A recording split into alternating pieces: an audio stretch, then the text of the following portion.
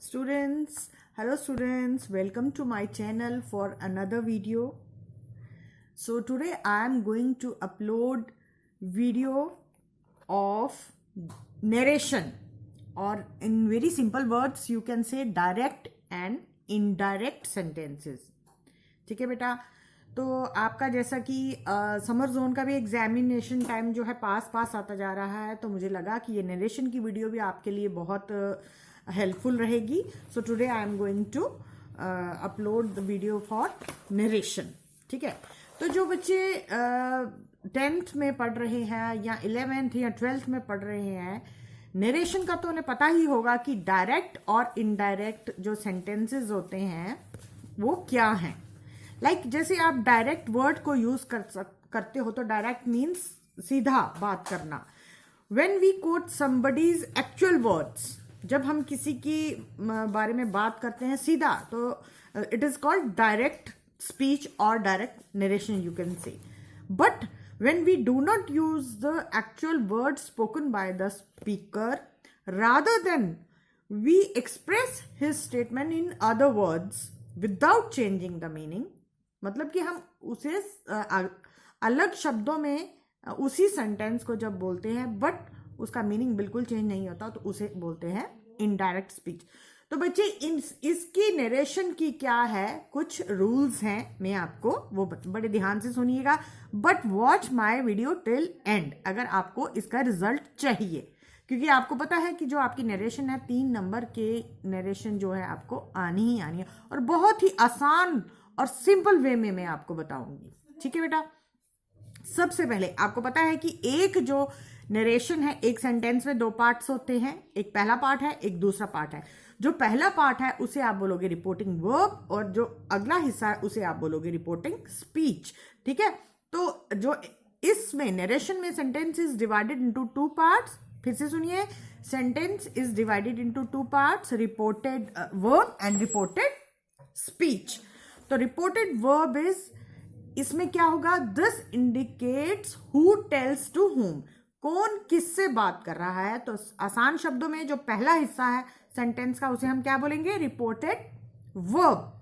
और जो अगला हिस्सा है जिसमें स्टेटमेंट क्या है, जो अगला हिस्सा यानी जिसे हम रिपोर्टेड स्पीच बोलते हैं, उसमें बताया जाता है कि this tells the statement made, कि क्या स्टेटमेंट बनी है.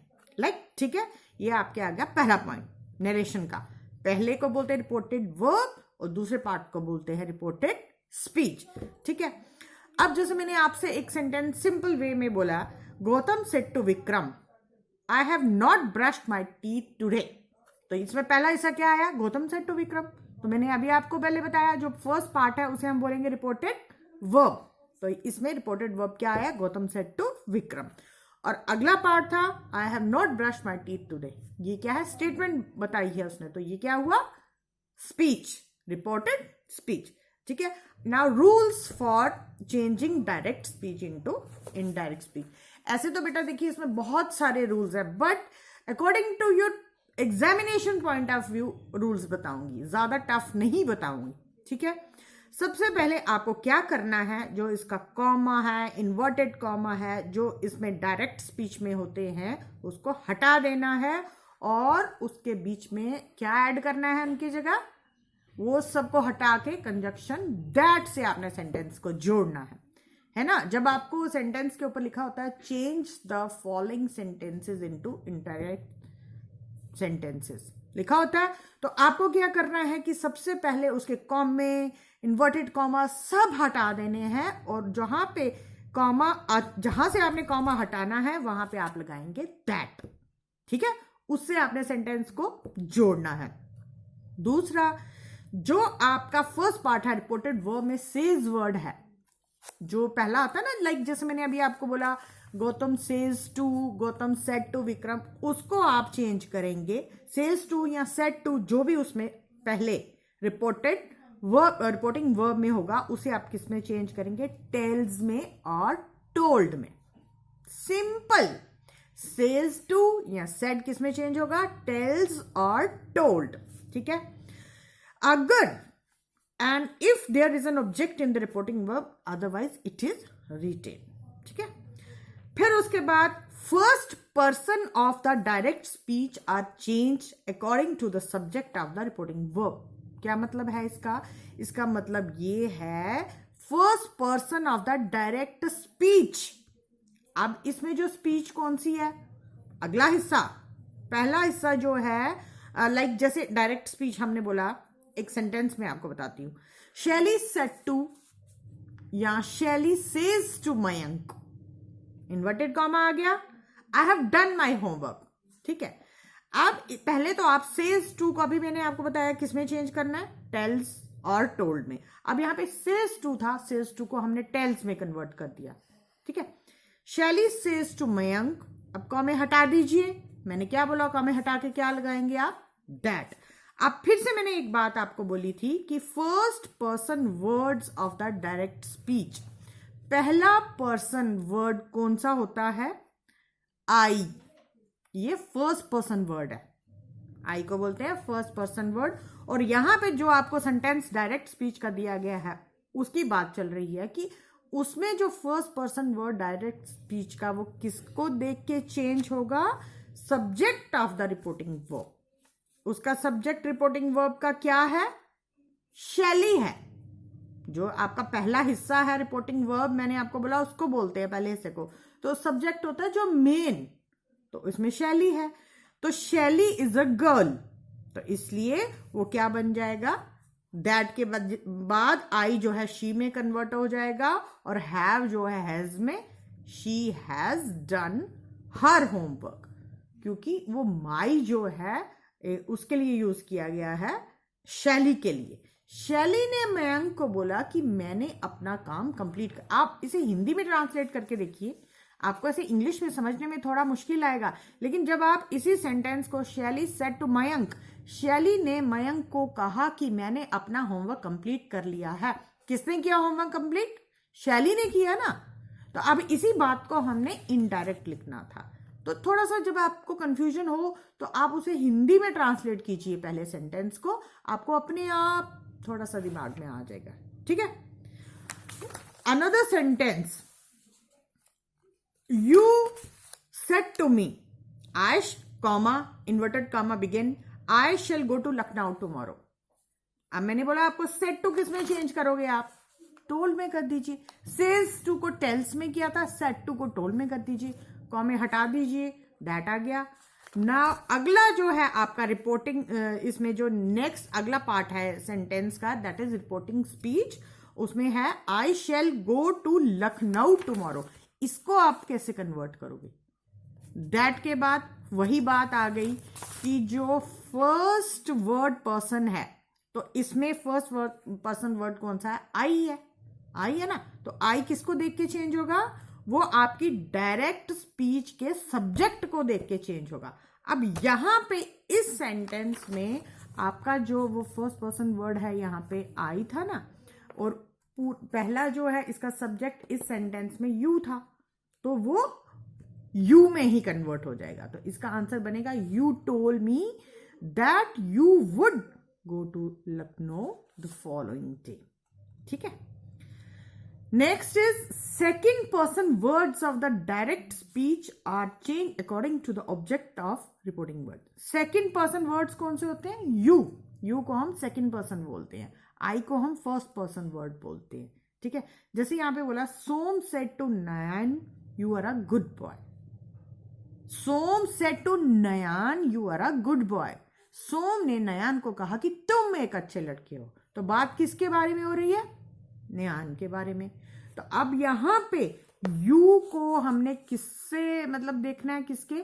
मैंने वही बोला सब्जेक्ट ऑफ डायरेक्ट स्पीच। तो डायरेक्ट स्पीच का सब्जेक्ट कौन है? सोम है। ठीक है ना, तो यहां पे आएगा सोम इज अ बॉय, तो वो ही में चेंज हो जाएगा। ठीक है, Som told Nayan that he was a good boy. इसी तरह third person word of direct speech are not change. Third person word में क्या आएगा? दे।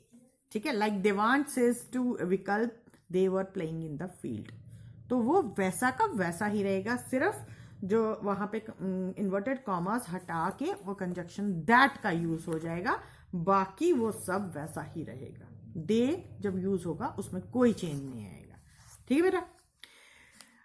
आगे आपको इस चीज को ध्यान रखना है, if the reporting verb is in present और future tense, no change is made in the tense of reported speech, only it is suitably modelled to suit the new subject. ठीक है।